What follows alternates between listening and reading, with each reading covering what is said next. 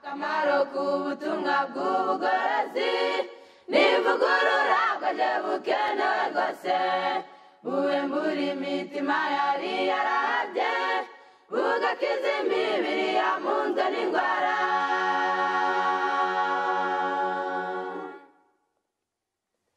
Akamaro k'ubutumwa bw'ubugorozi n'ivugurura bwaje bukenewe rwose ivugurura iyo rigeze mu mutima biga ibyaha byari byibasiye umuntu ubwo imibereho igahinduka misha hashingwa umushinga wo kunezeza abandi. Nitwa Nzungu Gadi, ni umubwirizabutumwa w'umugorozi wemera n'ivugurura. Ni ukuvuga ngo gushyira amahame y'Imana ahagaragara kandi nawe akagira icyo akumarira, ntiwigisha abandi ngo ureke kwiyigisha. Tugiye kwigana ibirebana n'amagara y'abantu ariko dushingiye ku rugingo gusa, organe rwitwa umutima. Reka dusenge. Data wa twese, turagushimye uduhaye uyu mwanya nawo, izina ryawe rihabwe icyubahiro. Tugusabye kutuba hafi ngo ibyo ubona bikwiriye twebwe abavuga n'ababwirwa ubiduhere mu izina rya Yesu, amen. Muri Bibiliya hategeka inama nyinshi cyane ariko n'ubuzima nabwo bubamo. Mu mbuto z'umwuka naho habamo icyo bita kwirinda. Mu bukristo hirya habanza kwizera, kugira neza, hagakurikiraho kumenya, ndetse hagakurikiraho kwirinda. Iri jambo kwirinda, umunyezaburi we yaravuze ati mutima wanjye himbaza Uwiteka, mwa bindi bo byose mwe muhimbaze izina rye ryera. Tukibagirwa ibyiza yakugiriye byose. Zaburi 103 umurongo wa 1 n'uwa 2. Umutima ni urugingo. Uru rugingo ruba ibumoso. Uko umuntu ahagaze muramureba asa n'usatuyemo kabiri uhereye mu muhogo, yarangiza ukamanura ukageza hagati y'amaguru, bisa naho hari igipande kimwe cy'ibumoso n'icy'iburyo. Aha haringaniye mu ibere harimo inyama iteretse hagati y'imitsi yonyine ubwayo gusa, iruhande rw'umuhogo hejuru y'igifu, ndetse igarurwa n'igihaha. Iyi nyama murabona ko ifite ibyumba bigari bine binini. Harimo imitsi isohoka isa n'iringaniye mu maboko, hari indi yombi, hari indi nayo isohoka iringaniye ijya mu nda. Byonyine ubwabyo gusa umwijima usa n'uteretse usohotswemo n'amatiyo menshi. Ibi byumba bine bishinzwe kwakira umwuka uvuye, amaraso avuye mu mubiri, yarangiza bikayoza, yarangiza ayamaze kuva mu mubiri akaza aremereye, hakanyuramo akantu bita valve kari mu ntango ya buri cyumba, kabereyeho kuvuruga, noneho kayavuruga koroha, akandi kakayavanga, akandi kakayungurura akatandukanya amabi n'ameza, yarangiza ikindi kasohokeramo agasubira mu mubiri. Uru rugingo rugira amategeko. Uru rugingo rugira ibyo rukunda rukagira n'ibyo rwanga. Rukunda amazi d'abord, kugira ngo amaraso aza ariko adafite ubushyuhe bwinshi, kandi amaraso aze ataremereye, kandi amaraso aze agenda ku rugero rwiza. Bituma umutima ukunda amazi. Niyo mpamvu kubazi ingingo, kuko igihaha ari nacyo kigenewe kuyoza umwuka ngo kiwukuremo umwuka mubi, gisigaze oxygene yonyine. Burya ibibitse mu two bita alvéole, ni utuntu tumeze nk'inzabibu tuba mu gihaha. Iyo turwaye tukabika ibyara umwuka bigahinduka amazi, ubwo umuntu arwaye ibyo bita prelezi, yarangiza tuba tugomba kureba ngo umutima ugomba gukora nabi bitewe n'igihaha kirwaye. Umutima ushobora gukora nabi bitewe n'ibyo bita tension élevée, ubwenge bwawe ukaba bwapanitse, bwabaye traumatize. Umutima ushobora gukora nabi bitewe n'umunyu mwinshi wagezemo, yarangiza amazi yakayakunda kwibumbira hamwe bitewe n'uwo munyu. Umutima ushobora gukora nabi bitewe n'amavuta menshi yabaye mu maraso, noneho uko atembera mu mitsi akajya agenda hasigamo ikintu kimeze nk'urubobi cy'urwugara, yarangiza ubona uyu mutsi ukabona wabaye nka twiyo yagezemwo icyondo, yarangiza amaraso akagira icyo bita pression cyangwa se ibyo bita haute tension, ari byo abandi benshi cyane bita pressure, ari cyo bita abandi bita hypertension, bitewe nuko igihe amaraso amanuka atya ajya mu mitsi asanga inda yabaye ntoya, yarangiza ayo maraso agahura n'ikibazo cyo kutihuta bihagije kandi atari busubire mu mutima, yarangiza hakabaho icyo bita pression arterielle cyangwa se haute tension cyangwa se hypertension. Iyo agiye atyo byongera ubwabyo gusa burya umuntu aba arwaye. Wabwirwa n'iki se? Ubu cyo ni kimwe, amaraso ashobora kugera hasi mu mubiri yagiye akennye, atagira ibintu bita proteine zihagije, noneho mu kuzamuka kwayo akazana intege nke. Uko azamuka yarangiza akselera ngo azamuka ave mu birenge, azamuka uyu musozi witwa amaguru, yarangiza azagere mu mutwe, akagendana intege nke nk'imodoka idafite za vitesse zihagije cyangwa se moteri ikomeye. Noneho bigatuma aya maraso azamuka gato cyane, buri gihe agakunda kurangwa nuko ingingo zibyimba, yarangiza bitewe nuko yahatinze akashobora kuhakonjera, ashobora no guhinduka amazi, ari nazo ntandaro wenda kubwo kubura proteine cyangwa impyiko zakoze nabi, yarangiza umuntu akagira izo bita wedeme. Yarangiza ibyo nacyo ni ikindi gishobora gutuma umuntu agira ikibazo cy'umutima. Ariko umuntu akwiriye guhora yigenzura, ni ryari wakeka ko ufite umutima cyangwa se ufite ikibazo ku rugingo rwitwa umutima. Uyu mutima uvuzwa hano ntabwo ari uwo bita ame muri Bibiliya, kuko uwo ame ishinzwe ibirebana n'iby'umwuka, ariko iyi kere ni pompe ibereyeho gusunika amaraso ngo atunge umubiri.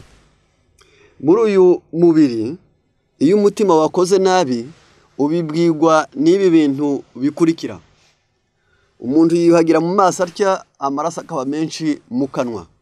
Ubwo icyo gihe umutima nta cyizere uba ufitiwe. Ushobora kumva injereri mu matwi, icyo nacyo ubwo umutima wawe nta cyizere uba ufitiwe. Ushobora kumva hano hejuru mu gihorihori cyawe haka umuriro, umutima wawe uba ufite ikibazo. Ushobora kumva wiseguye akaboko k'ibumoso kakaruha vuba, kakazamo ibinyamuntoke kakaruha vuba byongera ubwabyo gusa, cyangwa kakanababara ukumva gasa n'akahagutse. Umutima wawe ntabwo uba wizewe neza. Noneho ushobora no kumva byongera ubwabyo gusa wagwaye ibikanu, byongera ubwabyo gusa, ubwo ikibazo cy'umutima ntabwo kiba cyizewe. Ushobora kugenda ukaruha uhereye mu mavi ujyana hasi ukumva nta mbaraga, yarangiza ubwo nabwo umutima ntabwo uba wizewe. Noneho kugira ngo ubizirikane, hari igihe umuntu agira ikintu cy'icyoba, yarangiza iyo cyoba cyongera ubwacyo gusa, umutima nabwo ntabwo uba wizewe. Iyo wumva uri wenyine ukumva warya vuba vuba, ukumva warya bwangu, umutima ntabwo uba wizewe. Yarangiza ntugarukiraho gusa, hari abantu kano kaboko k'iburyo gafate ngaho kanyuze munsi y'ukuboko kw'ibumoso, yarangiza aho mu rushyi rw'ukuboko ahantu usohorera uranyura, urafata ku kigufa bita omoplate. Iyo ukunda gushimaho ku nyusirizo y'icyo kigufa, aho hakurya honyine ubwaho gusa, nta ruheri ruhari, ubwo umutima uba ukubwiye ngo hariho ikitagenda neza.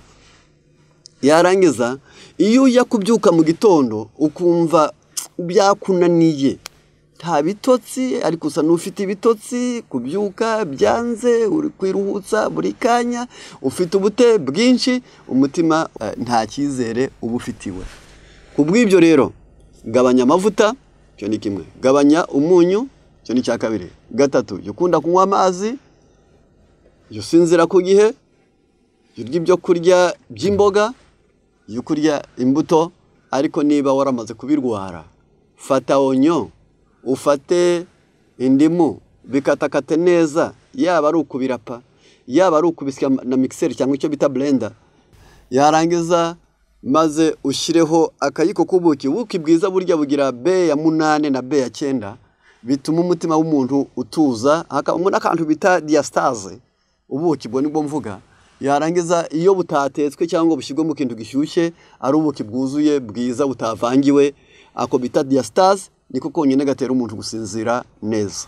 Noneho kubw'ibyo B ya 9 ituma umutima ugira ritme, ariko zidasimbagurika, zitazazanirwa, zitahagarara, zidafite ubutendwe.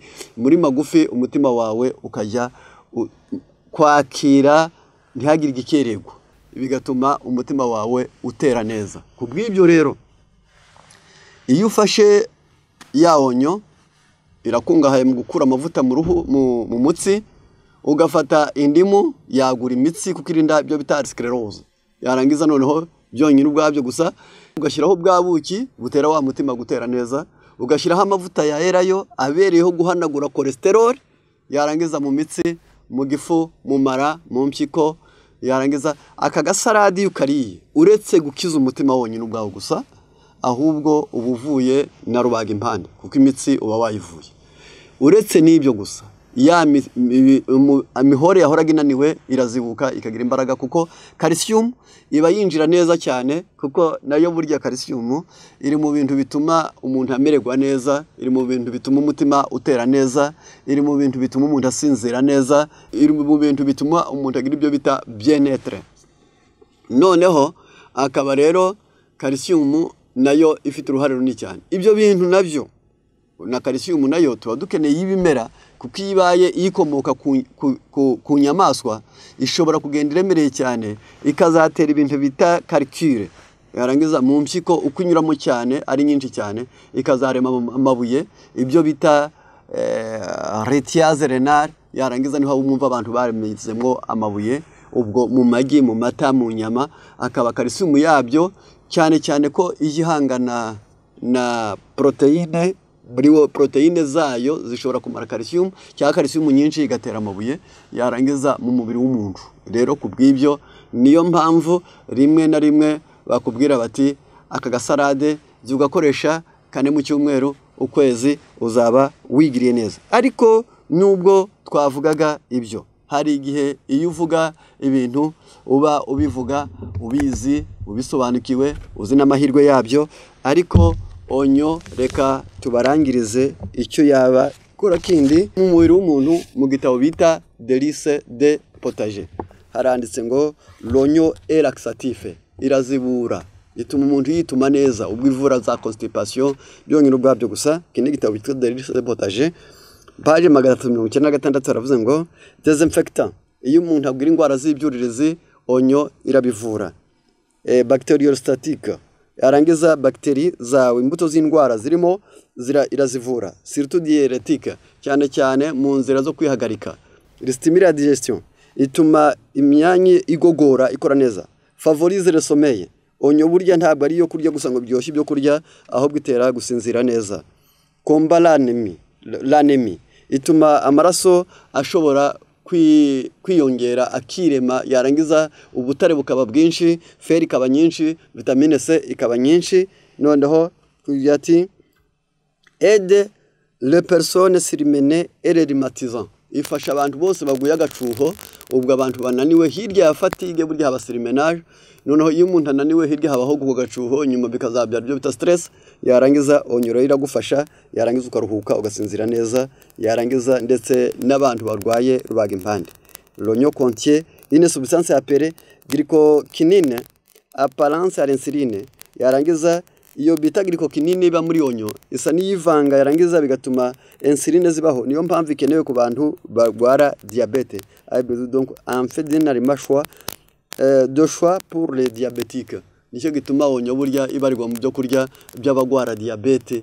Yarangiza ngo bafashe kubongera insuline ya yindi ya indi pancreas yananiwe kurema. Reka rero tubifurize kumenya neza ngo umutima ufite ibyumba bine, yarangiza umutima wakira amaraso, umutima wohereza amaraso mu mubiri, umutima ushobora kugubwa nabi bitewe n'amavuta cyangwa umunyu cyangwa kutanywa amazi, ariko ongera wibuke ko iyo amaraso ari gusohoka igihana cyo kiba cyateze, yarangiza agafata oxygene kikavanga n'amaraso amaze koga, yarangiza akabona gatukura neza, yarangiza umutima wawe ukagaburira ingingo zawe witwa pompe.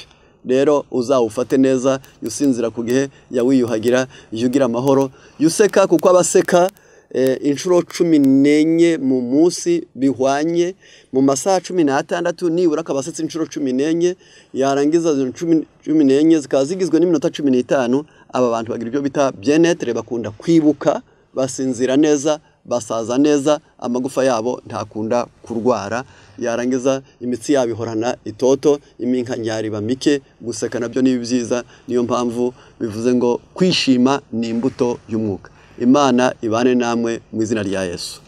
Akamaro k'ubutumwa bw'ubugorozi n'ivugurura bwaje bukenewe rwose, buwembura imitima yari yarabye, bugakiza imibiri yamunzwe n'indwara.